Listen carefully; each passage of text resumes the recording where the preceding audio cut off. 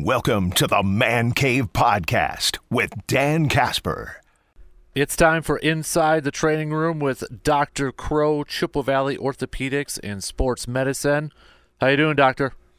I'm doing great. How about yourself? Not too bad, man. Not too bad. Although a little down being a Brewers fan here after hearing the news yesterday about all-star closer Devin Williams, and that's kind of where I want to lead off. So it was revealed yesterday after a second opinion that Devin Williams has diagnosed pars fractures on both sides of his T12 vertebrae. Now, I saw somewhere else too that they called it stress fractures. Is that what pars fractures are? Is it the same thing? Well, pars fractures is a reference to an anatomic spot in the vertebrae. So Okay. You can have a full fracture, you can have a stress fracture, you can have a stress reaction, the whole gambit. So just a super quick anatomy review. So when you talk about the spine, you have your big vertebral body, which is a large circular piece in the front.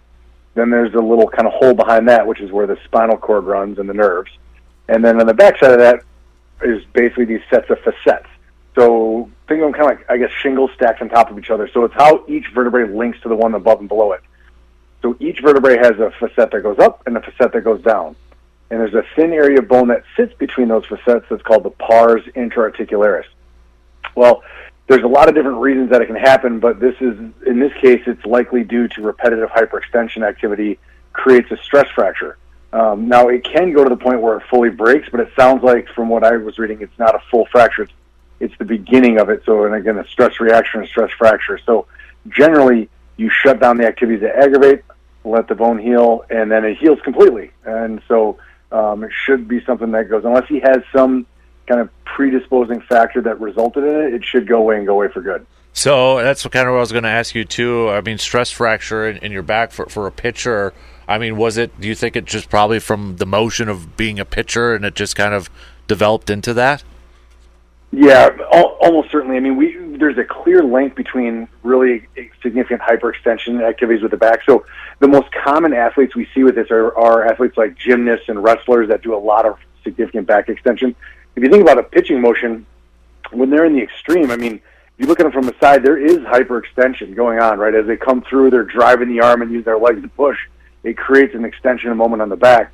So, I mean, that's something that I'm sure they're going to try to deal with core strengthening exercises to offset that. But yeah, I'm sure that's coming from pitching. So when it heals, is that something that is, he's going to have to deal with for the rest of his career, or kind of like what you said, when they shut him down, it sounds like they're going to shut him down for 6 weeks and rehab him for another 6 weeks there, just kind of let everything heal. Any long-term issues potentially with that? Well, if it heals, zero. Unfortunately, sometimes they don't heal, and then they can go from a stress fracture to a complete break. So you can have it where it breaks. Now, when you hear it break, you're like, was his back going to fall apart? Thank goodness, no. There's a lot of other stabilizing structures, so we do see that. So the next step beyond that would be something called spondylolysis, and then if it starts shifting, that's called spondylolisthesis. Don't worry, there's no quiz, but a lot of like little terms that we use. But if it does go to that, I mean, then it's going to be a big problem because it'll be painful no matter what. And every time he does that motion, it's going to be painful. So if it doesn't heal, yeah, he might have a real significant issue. But the good news is if they catch these early, a lot of times you're able to get it to go away. Now, it does kind of dovetail back to your previous point is like, well, why is it there? Well, if it's from pitching, well, I assume we all want to get back to pitching, right? So if that aggravating thing is reintroduced, could it occur again? It could.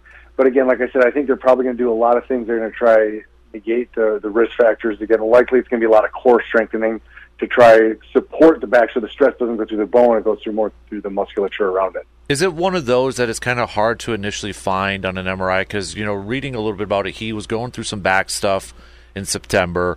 Then it kind of popped up again in spring training, and the first time they went through it, they didn't find anything of concern. Then he goes for a second opinion, and then they find something on there. Is this one of those where it's maybe initially very hard to diagnose, you think? Yeah, early subtle ones are very challenging. So, I mean, there's two different ways that the extreme of it is X-ray. Like if you get an X-ray and see a line, then you're into the spondylolysis, and that's the cat's out of the bag. So initially, X-rays are virtually always negative. So then you get either what's called an MRI or a SPECT CT, and those are two different modalities. It depends on dealer's choice, but they're both quite sensitive at picking it up. They're not perfect. So really early, you're going to have really subtle findings. And here's the challenging part. This is on his T12 vertebrae. Well, you have 12 thoracic vertebrae, and then you have 5 lumbar.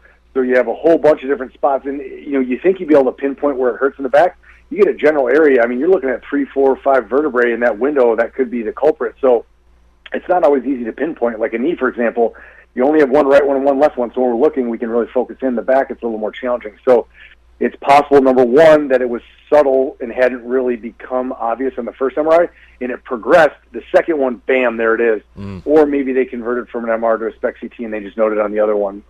Again, I'm not sure which one, but it probably the case. Staying with back injuries here, but going to basketball, Ben Simmons, who has been dealing with injuries throughout his entire career, it seems like. The Nets the other day said he had a microscopic partial discectomy. Is that to deal with the discectomy? Okay, to deal with nerve impingement in his back. Can you kind of explain what exactly that all means? Yep. So he had a disc herniation. So we just touched on anatomy. So on the back side of the back are the facets and the pars, what we were just talking about. If you go back to the front, you have those big vertebral bodies. Between there is the disc, and so that's the kind of the cushion of your spine. And they're surrounded by something called the annulus fibrosus. It's a thick, strong covering that keeps the disc where it's supposed to be. Well, unfortunately, sometimes that bulges or ruptures and releases disc material, and we don't have a lot of extra space built in, so when that stuff extrudes out, impinges or pinches the nerve, and then you can get real significant problems. So when people have a pinched nerve in their back or sciatica, one of the common causes is a disc. And so what they can do is they can make a real small incision, they go inside, and they just pluck that piece out. So in and of itself, it's a relatively quick recovery, and people do pretty well. The concern is if you've ruptured once, you're at a little bit higher instance of rupturing a second time, and you can also eventually develop what's called degenerative disc disease. Think of it like arthritis of that part of the back. So on a big athlete like that, again, not career-threatening, but it at least is like, oh no, we better not go down that path again. Are back injuries one of the more difficult ones to try to assess or even try to get right? Because it feels like, I think it was Jair Alexander when we were talking during the football season, he was dealing with some back stuff. I mean, is it one of the more difficult ones to try to figure out and manage and fix, I guess? It can be, absolutely. I mean, there's a lot of challenging problems. I mean, each joint and body system has their own challenges where you have an issue that you're like, well, would you still want to be dealing with that? I mean, cartilage issues in any joint are a huge problem. But when you talk about the back, I mean, there's a number of reasons why it's challenging. The first and foremost is that it is literally one of the supporting structures of your body. I mean, you can't really, you can go on crutches and offload a knee. Like, how do you do that for a back? Would you in a wheelchair for 6 weeks? You just can't. So you're always engaging it. And so all the different motions and activities you do rely on it. So it really is involved in so many different activities that human beings do. And it's complex, and there's a lot of different articulations that possess, and you can have pinched nerves, you can have muscle problems, joint problems, bone problems. So yeah, it can be a big challenge to deal with. So, and unfortunately, if it gets real severe and you start talking about things like what Tiger went through with the fusion, well, then all of a sudden you start worrying about the levels above and below, because each level is supposed to be active and move, and when you lock one down, aka fuse it, now the more stress goes to the ones above and below. So spine problems, unfortunately, can be recurrent as well. Switching over, or I guess staying with hoops here, Dr. Crow, Chippewa Valley Orthopedics and Sports Medicine, joining us. Giannis, a couple weeks ago, maybe it was just a week ago, he was on the injury report and he missed a game, and they were calling it Achilles tendonitis. And he actually tried to go through a warm-up, couldn't even finish it, and he wasn't out long. I think he just missed that game and came back and such. But you had Bucks fans worried about, because you heard the word Achilles in there. And the Pavlovian response at this point. Right, exactly. So, I mean, tendonitis, Achilles, I mean, I've heard of tendonitis in knees and all that, but can you explain exactly what they mean by tendonitis in his Achilles? Yeah, I mean, it's a very common problem. So inflammation in the tendon. So there's really two main types. There's what we call insertional, where it's right going into the heel bone, aka the calcaneus, or a little higher up.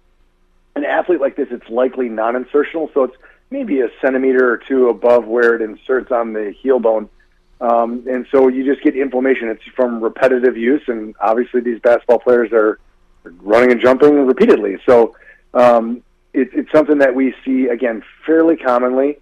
And so what you want to do is you want to initially nip it early. So icing, anti-inflammatories, ultrasound treatment, stretching, and then rest. And depending on the severity of the case, it may go away very quickly, but it can linger. If it becomes a real significant lingering case, yeah, it does open the risk of an Achilles rupture. So you don't want to just kind of play through it and be an explosive athlete like Giannis is. Mm-hmm. Staying with hoops, I wanted to ask your opinion on this. So I was hooping it up with Hudson the other day, showing him my skills on the basketball court and that. So, and then I'm getting at that age, like, oh, the knee's aching. And I remember back in the day, remember when that fad of the jumpers band that everybody had under their knee? Oh, yeah. Did that thing actually work? Did that have a purpose? Because I had one, and I don't know if I actually really needed one or not, but I just thought everybody's doing it. Yeah, you look cool, though. Yeah, right? Nice. So, yeah, those are called Chopat straps. Basically, they're used for one of two problems. So in young athletes, you can get something called Osgood-Schlatter, which is inflammation of the growth plate where the patellar tendon inserts, or on the side above it, the patellar tendonitis, back to the tendonitis issues, and that's where it inserts on the kneecap. So the idea is that it puts tension on it, which helps alleviate some of the symptoms. I take care of a lot of this problem, and I'm not a huge fan of them.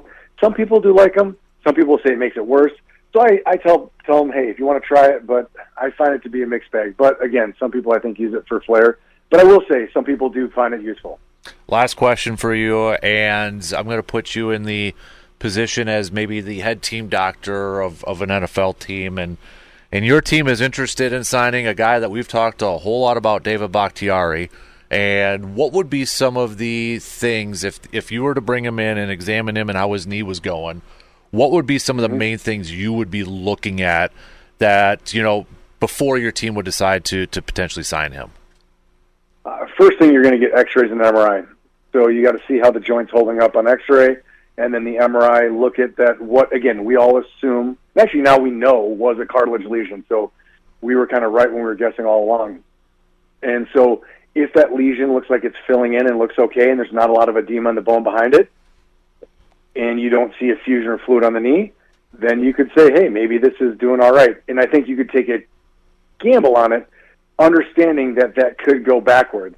But if you see changes to the cartilage, persistent inflammation of the bone behind it, that's unfortunately a situation that's not going to turn out well. Mm-hmm. It'll be interesting. I got to imagine any team that's interested, they're going to go through the ringer with him and look at everything. Oh, yeah. 100%. Zero question. He's Dr. Crow, Chippewa Valley Orthopedics and Sports Medicine, inside the training room.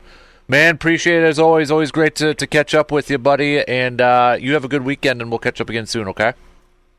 Absolutely.